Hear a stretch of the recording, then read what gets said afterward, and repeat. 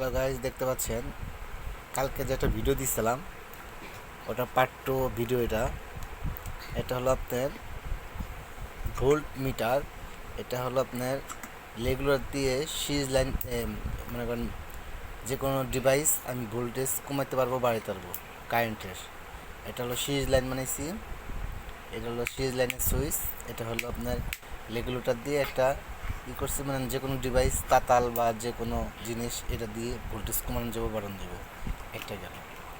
Next, এটা হলো একটা মাল্টিপ্লায়ার। এটা সুইচ হলো এই লাইনের সুইচ হলো এটা, এই লাইনের সুইচ হলো এটা। ঠিক আছে গাইস, এটা হলো জাস্ট চার কোণা সেটটা হবে এই যে এরকমভাবে সেট করবো। এটা পার্ট থ্রিতে দেখাবো গাইস। আর এটা হলো একটা এখানে সব একটা মিটার সেট করছি, যে কোনো ডিভাইস আমি এই মিটার দিয়ে চেক করতে পারবো। আর এটা হলো 5 ভোল্টের, যে কোনো 5 ভোল্টের ব্যাটারি চার্জ দিতে পারবো। এটা সুইচ। এটা 12 ভোল্ট, এখান থেকে 12 ভোল্ট নিয়ে রাউটার অনু চালানো যাবে।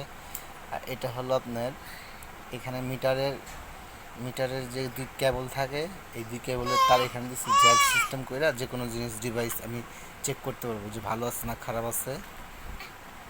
এটাই হলো আজকে পার্ট টু এর ভিডিও।